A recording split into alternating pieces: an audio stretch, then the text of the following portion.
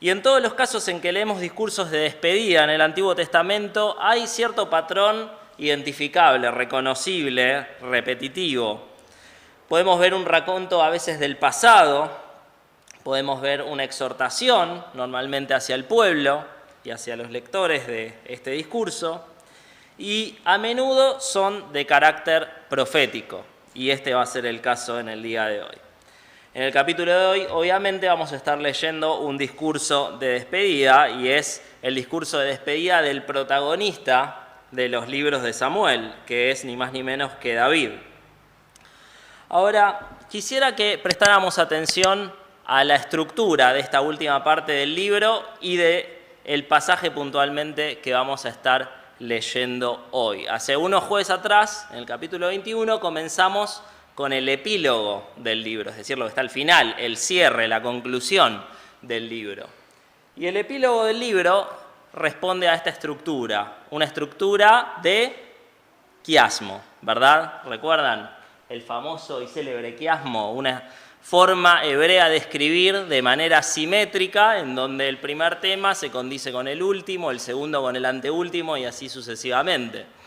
Vimos en el capítulo 21 que se nos habla fundamentalmente de la ira de Dios contra Israel, y el libro va a terminar nuevamente haciendo referencia a la ira de Dios contra Israel. Vimos acerca de los héroes de David, y en el capítulo 23 se termina hablando acerca de los valientes de David, es decir, personas que habían estado al lado de David en sus diversas luchas con Saúl y contra los enemigos del pueblo. Y el epicentro de esta estructura simétrica, de este quiasmo, está conformado por el capítulo que vimos el otro día y el pasaje que vamos a leer en el día de hoy.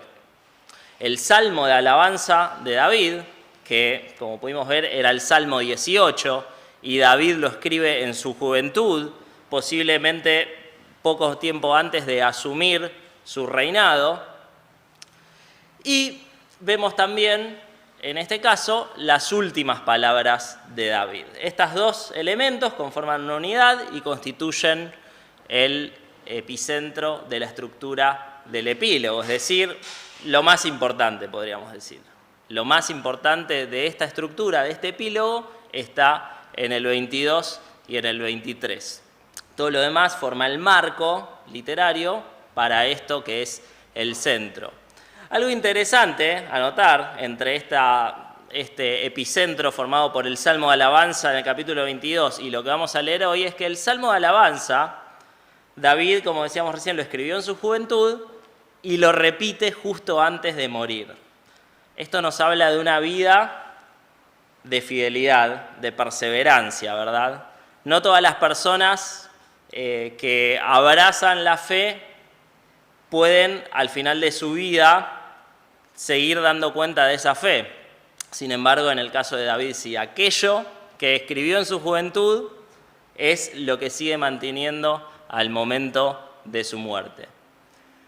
Y las últimas palabras de David, es decir, lo que ahí vemos como el punto C', se puede desglosar a su vez en una estructura simétrica. Son 7 versículos simplemente.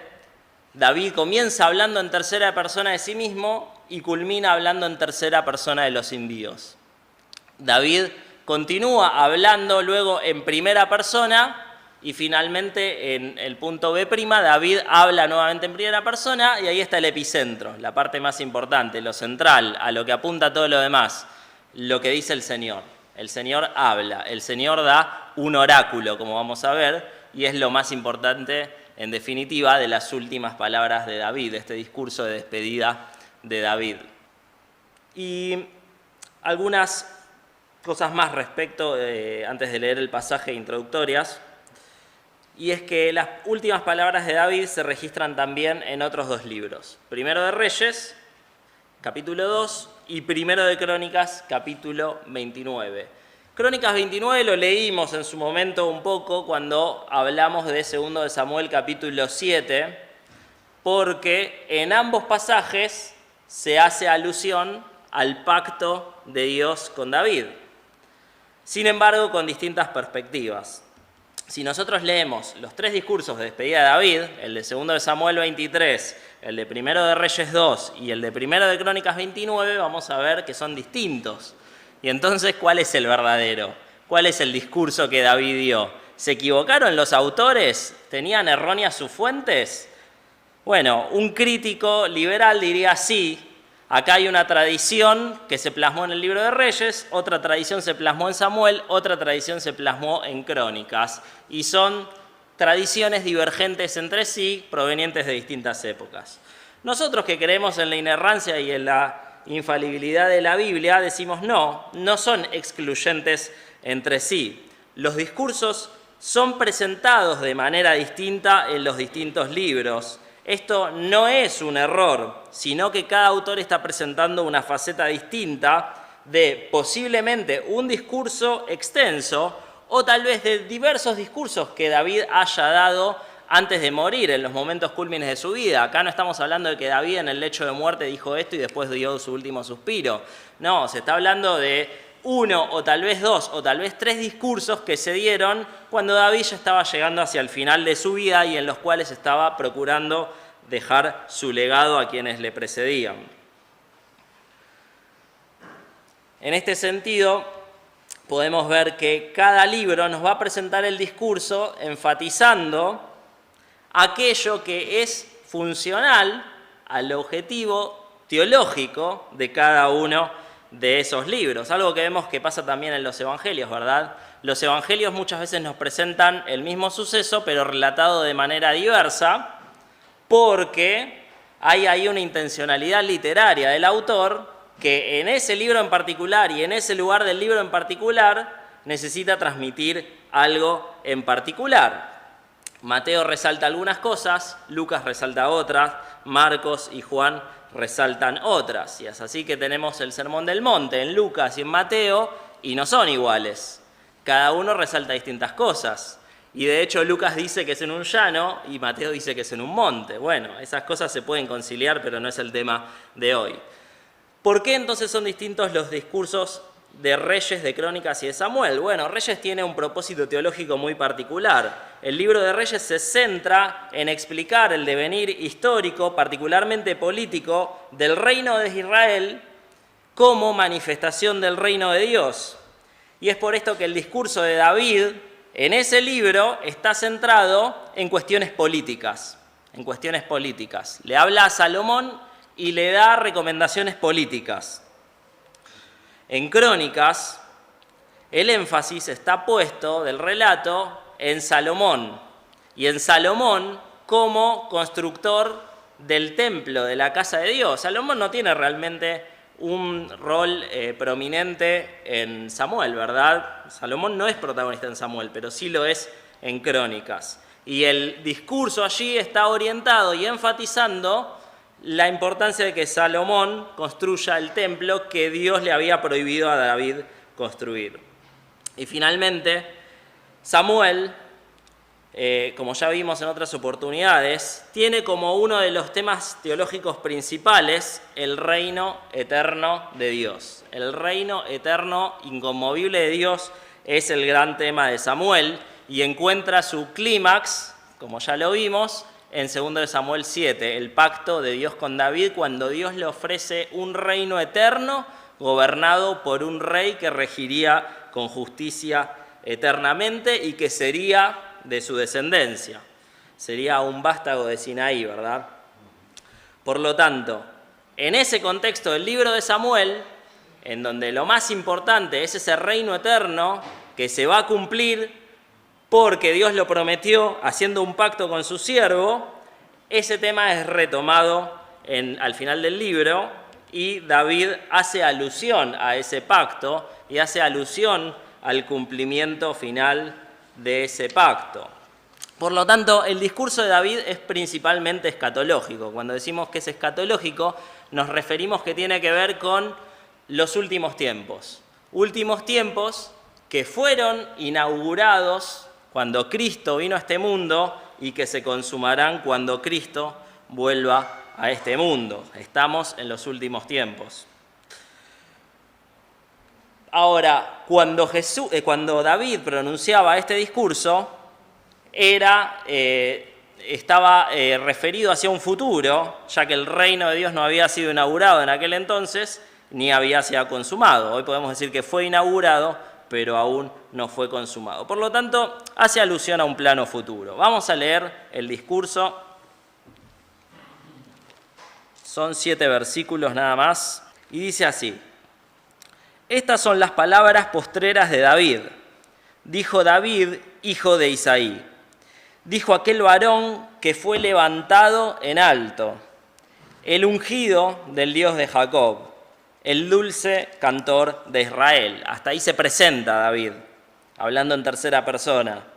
Y dice: El Espíritu de Jehová ha hablado por mí, y su palabra ha estado en mi lengua. El Dios de Israel ha dicho, me habló la roca de Israel. Habrá un justo que gobierne entre los hombres, que gobierne en el temor de Dios. Será como la luz de la mañana, como el resplandor del sol en una mañana sin nubes, como la lluvia que hace brotar la hierba de la tierra. ¿No es así mi casa para con Dios? Es decir, en el tiempo presente, decía David, no es así mi casa para con Dios. Todavía no está resplandeciendo, todavía no está brotando la hierba en la tierra. Sin embargo, Él ha hecho conmigo pacto perpetuo, ordenado en todas las cosas y será guardado. Aunque todavía no haga el florecer toda mi salvación y mi deseo, mas los impíos serán todos ellos como espinos arrancados, los cuales nadie toma con la mano, sino que Él quiere tocarlos. Sino que el que quiere tocarlos se arma de hierro y de asta de lanza y son del todo quemados en su lugar. Hasta ahí nomás. Vemos que David dice que lo que está diciendo es un oráculo. Y de este modo nos está alertando, como decíamos, del carácter profético de estas palabras. Hay un carácter escatológico, a diferencia del discurso que David le dice a Salomón, que es algo que prácticamente Salomón tenía que hacer en lo inmediato. David está hablando acá de algo más distante. Ahora, es interesante cómo David se describe y se presenta a sí mismo. En primer lugar, él dice hijo de Isaí. Hay muchas formas en las cuales David se podría haber presentado como el gran rey de Israel, vaya uno a saber de qué manera. Sin embargo, él simplemente dice hijo de Isaí. Hace hincapié en su origen, que era un origen sencillo, humilde y de una estirpe completamente insignificante en el pueblo de Israel. Y parece contrastar con la expresión que viene después, dice levantado en alto, levantado en alto. Ese hijo de Isaí, insignificante, humilde, pastor de ovejas, menor de sus hermanos, es levantado en alto. Noten ahí el verbo pasivo, ¿no? Levantado. Y normalmente se suele hablar entre los exégetas del pasivo divino, es decir, cuando hay un verbo pasivo, habitualmente quien ejecutó la acción fue Dios, quien la recibió fue el personaje humano, levantado en alto. Más allá de su origen sencillo, Dios fue quien lo exaltó, quien lo levantó. Esa posición de privilegio que ocupaba ahora David era puramente por mérito y por obra divina y por la soberanía de Dios, y David no tenía nada que ver con eso. Y presenta bien esto en su contraste David, hijo de Isaí, pero levantado por Dios. Esto nos muestra, creo yo, que Dios puede utilizar a cualquier persona con cualquier trasfondo para su propia obra, porque finalmente la obra no depende de las cualidades, de las capacidades de esa persona, sino de lo que Dios puede hacer a través de ella. Se presenta también David como el ungido del Dios de Jacob, el ungido del Dios de Jacob. Y recuerden que la palabra ungido en hebreo, que es la lengua en la cual se escribió esto, es ni más ni menos que la palabra Mesías. Mesías. Si leyéramos el Antiguo Testamento en griego, que es la traducción que se hizo más o menos unos siglos antes que nazca Jesús, leeríamos ahí en vez de Mesías, Cristo, que es el equivalente griego para la palabra Mesías y que significa nuevamente ungido. Por lo tanto, David es el tipo cuando hablamos de tipo hablamos de una imagen que representa algo que va a venir, es el tipo más representativo de Jesús. David es el tipo, Jesús es el antitipo. David prefigura, Jesús cumple. Vemos en los Salmos, vemos constantemente que David es presentado como el anunciamiento de aquel Mesías que iba a venir, del Cristo que iba a venir. Y se presenta finalmente como dulce cantor de Israel.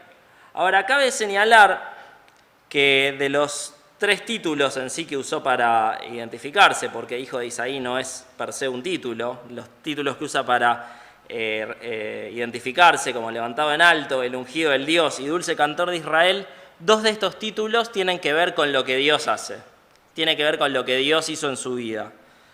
Y finalmente ahí se presenta por lo que él hacía, el dulce cantor de Israel. Pone el énfasis en Dios, pone el énfasis en lo que Dios obró a través de él y por él. Y dice, el Espíritu de Jehová ha hablado por mí, y su palabra ha estado en mi lengua. Y acá lo que está haciendo David es ni más ni menos que haciendo una afirmación bastante explícita concerniente a la inspiración de la palabra de Dios, de la inspiración de las Escrituras. Y por esto nos referimos a que Dios empodera por medio de su Espíritu a los autores bíblicos para que plasmen sin errores y sin tergiversar el mensaje que Dios quiere transmitir a los hombres. Y hay varias evidencias de esto en la Biblia. No es simplemente una mera idea preconcebida que imponemos a la Biblia, sino que la Biblia de sí misma da cuenta de que es inspirada por Dios, tal como Pablo le dice a Timoteo, ¿verdad? Y por ser inspirada por Dios, es buena para redarguir, para corregir, etc. Bien, entonces, ¿de qué va lo más importante del discurso de David, el oráculo sobre el rey mesiánico? Leemos ahí que habrá un justo que gobierne entre los hombres, que gobierne en el temor de Dios. Esto claramente ya lo leímos, se lo había prometido Dios en el capítulo 7, y es un tema que atraviesa toda la Biblia. El reino de Dios y el gobernante que va a gobernar ese reino. En Isaías 11, en Isaías en general se lee muchas profecías acerca de esto, pero Isaías 11 puntualmente, versículos 1 al 4, dice: «Saldrá una vara del tronco de Isaí, y un vástago retoñará de sus raíces, y reposará sobre él el espíritu de Jehová, espíritu de sabiduría y de inteligencia, espíritu de consejo y de poder, espíritu de conocimiento y de temor de Jehová. Y le hará entender diligente en el temor de Jehová. No juzgará según la vista de sus ojos, ni arguirá por lo que oigan sus oídos, sino que juzgará con justicia a los pobres y arguirá con equidad por los mansos de la tierra». Hablaba David de un justo que gobierna entre los hombres, es decir, alguien que por ser justo gobierna con justicia y con temor de Dios. Isaías anuncia eso mismo, y Jesús, cuando comienza su ministerio, dice: «El Espíritu del Señor está sobre mí porque me ha ungido para traer las buenas nuevas a los pobres» y demás. Y ahí lo tenemos, al rey mesiánico que profetizaba David en este oráculo. Dice además David: «Será como la luz de la mañana». Y esta es una expresión que en el imaginario hebreo está ligado a la venida escatológica del Mesías. Esto no hay lugar a dudas. Cada cultura tiene sus imágenes de archivo, podríamos llamar. Una imagen que nos remite directamente a algo simplemente con verla, en este caso una imagen verbal, ¿verdad? Pero simplemente con verla nos remite a algo en particular. Bueno, en el imaginario de los judíos, la idea de la luz de la mañana, del resplandor de la mañana, los remitía a pensar directamente y sin necesidad de ningún tipo de explicación en ese futuro escatológico glorioso cuando el reino de Dios se consumaría gracias a ese rey mesiánico. Isaías 60, 1 al 3, por ejemplo, da cuenta de esto. Dice: «Levántate, resplandece, porque ha venido tu luz y la gloria de Jehová ha nacido sobre ti. Porque he aquí que tinieblas cubrirán la tierra y oscuridad las naciones, mas sobre ti amanecerá Jehová, la luz de la mañana, y sobre ti será vista su gloria. Y andarán las naciones a tu luz y los reyes al resplandor de tu nacimiento. Algunos versículos más adelante, 60, 18, 20, dice: nunca más se oirá en tu tierra violencia, destrucción, ni quebrantamiento en tu territorio, sino que a tus muros llamarás salvación y a tus puertas alabanza. Esto es una imagen, ¿verdad?, de aquella ciudad que se anunciaba ya en el Antiguo Testamento y de la cual habla Apocalipsis, y figuradamente dice: tus muros son salvación y alabanza, una ciudad que está caracterizada por la salvación y la alabanza. Y dice: el sol nunca más te servirá de luz para el día, ni el resplandor de la luna te alumbrará, sino que Jehová te será por luz perpetua, y el Dios tuyo por tu gloria. No se pondrá jamás tu sol ni menguará tu luna, porque Jehová te será por luz perpetua, y los días de tu luto serán acabados. Juan retoma esto en Apocalipsis, cuyo personaje central indudablemente es el Cordero que está sentado en el trono, y dice en Apocalipsis 20, recogiendo este lenguaje, que la ciudad celestial no tiene necesidad de la luz del sol ni de la luna, porque Dios es quien la ilumina, ¿verdad? Malaquías capítulo 4, versículo 2 dice: mas a vosotros, los que teméis mi nombre, nacerá el sol de justicia, un amanecer de justicia, y en sus alas traerá salvación, y saldréis, y saltaréis como becerros de la manada. Y Proverbios 4:18 dice: mas la senda de los justos es como la luz de la aurora, que va en aumento hasta que el día es perfecto. El amanecer de justicia, de salvación, que se equipara a la venida del Mesías en gloria para reinar, es el final de los justos. La senda de los justos es como la luz de la aurora. Y dice finalmente David en su oráculo: como la lluvia que hace brotar la hierba de la tierra. Y esta es otra imagen bastante relacionada con aquel futuro escatológico prometido por Dios. Oseas 6, 1 al 3 dice: venid y volvamos a Jehová, porque Él arrebató y nos curará, hirió y nos vendará. Nos dará vida después de 2 días, en el tercer día nos resucitará y viviremos delante de Él. Fíjense la esperanza de la resurrección.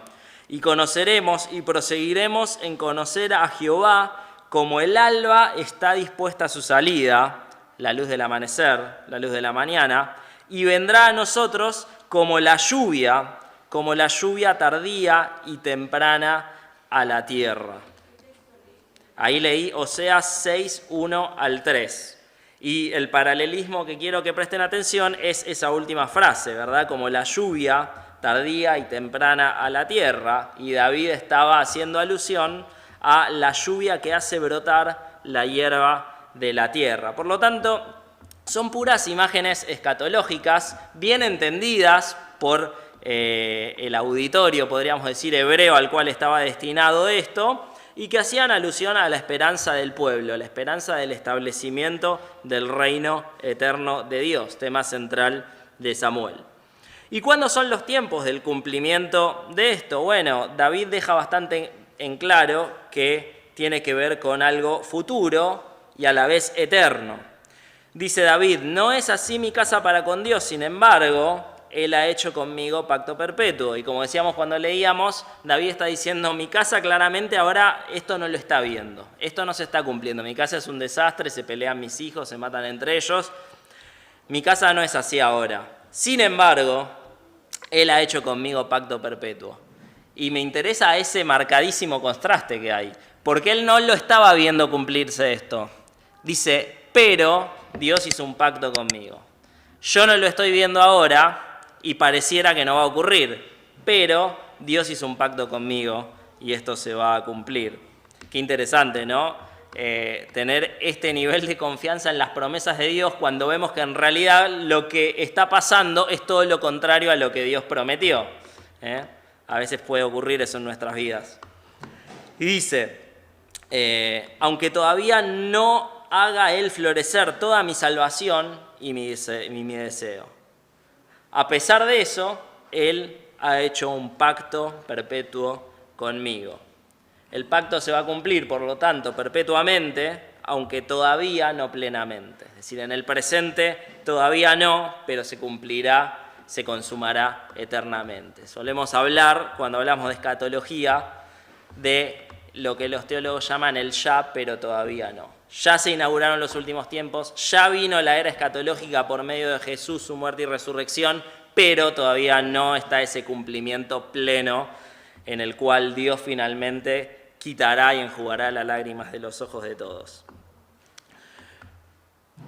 Vemos en Mateo capítulo 4, versículo 7, esta idea, ¿no?, de que el reino de Dios ya fue inaugurado, aunque todavía no llega a su cumplimiento. Mateo capítulo 4, versículo 7, Jesús comenzó a predicar lo siguiente: arrepiéntanse de sus pecados, porque el reino de los cielos se ha acercado. El reino de los cielos se ha acercado. ¿Cuándo se ha acercado? Cuando Dios se hizo hombre y nació en Jesús de Nazaret.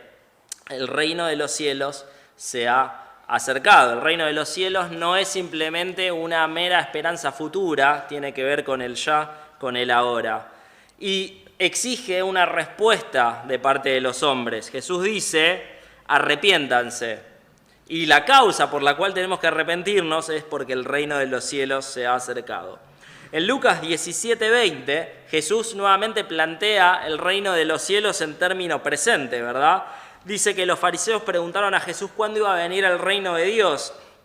Y él les respondió: la venida del reino de Dios no es algo que se pueda observar. No van a decir: mírenlo acá, mírenlo allá. Dense cuenta de que el reino de Dios está entre ustedes. El reino de Dios está entre ustedes. El reino de Dios ya está acá. Una expresión llamativa que usa David en su oráculo es que este pacto está guardado el pacto. Y esto nos habla de que el cumplimiento del pacto, a pesar de que no se podía ver, está garantizado. Y David estaba próximo a irse a la tumba. Y David se iba a ir a la tumba con la certeza de que Dios cumpliría su pacto. Y nosotros tenemos que vivir cada día y tenemos que morir cuando nos llegue la hora con la certeza de que el pacto de Dios está guardado. Es decir, con la misma certeza con la cual David vivió y murió. Y tenemos que vivir con la certeza y morir con la certeza de que finalmente, como decía Job, seremos levantados del polvo y veremos a Dios con nuestros propios ojos. Y termina el discurso de David hablando acerca del destino de los impíos. Si el tema central era el reino de Dios, David lo que quiere enfatizar acá es que los impíos no tienen lugar en el reino de Dios. Dice: mas los impíos serán todos ellos como espinos arrancados, los cuales nadie toma con la mano, sino que el que quiere tocarlos se arma de hierro y de asta de lanza, y son del todo quemados en su lugar. Los impíos no tienen lugar en el reino de Dios, y por eso Jesús llama y urge a arrepentirse, porque esa es la manera de entrar al reino de Dios. Los impíos quedan excluidos. Pablo repite esta idea, esta noción, cuando le escribe a los Corintios, en 1 Corintios capítulo 6, versículos 9 al 11. Él dice: ¿acaso no saben que los injustos no heredarán el reino de Dios? ¿Acaso no saben que los injustos no heredarán el reino de Dios? No se equivoquen, ni los inmorales sexuales, ni los idólatras, ni los adúlteros, ni los afeminados, ni los que se acuestan con hombres, ni los ladrones, ni los avaros, ni los borrachos, ni los malhablados, ni los estafadores heredarán el reino de Dios. Y esta es la parte llamativa. Y eso eran algunos de ustedes. Le está hablando a los corintios. Había en la iglesia de Corinto personas que eran ladrones, avaros, borrachos, homosexuales. Eso eran algunos de ustedes, pero ya han sido lavados, ya han sido santificados, ya han sido justificados en el nombre de Jesús y por el Espíritu de nuestro Dios. Los impíos quedan excluidos del reino de Dios. Los injustos no heredan el reino de Dios. Pero, dice Pablo, existe la posibilidad de ser lavados, de ser santificados, es decir, ser apartados de ese pecado pasado, pecados realmente terribles, y ser justificados, ser declarados justos delante de Dios. Y ahora sí, los justos sí heredarán el reino de Dios. ¿Cómo nos impacta este pasaje, este discurso final de David, este discurso de despedida? ¿Qué cambios y cómo deberíamos vivir nosotros a la luz de este oráculo de David en vista del establecimiento del reino futuro de Dios? Y creo que la respuesta se puede encontrar en una pequeña frase que está en latín, que es la frase coram Deo.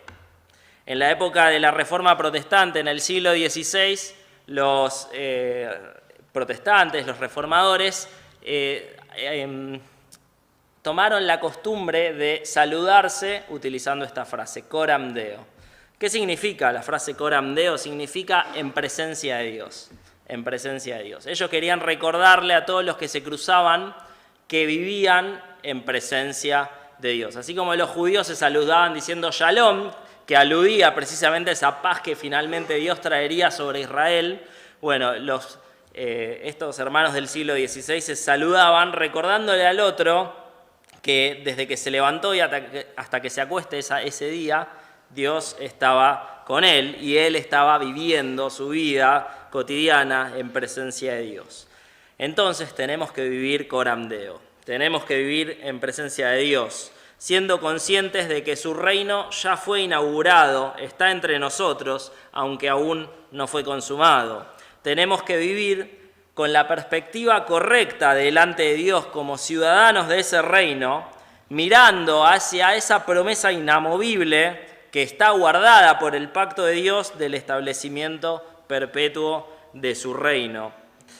Este pacto que Dios hizo con David y que se renueva en el nuevo pacto por medio de Jesús tiene que ser la fuente de nuestra esperanza futura, pero también tiene que ser el sustento para nuestra conducta presente. Vivimos desde que nos levantamos hasta que nos acostamos en la presencia de Dios.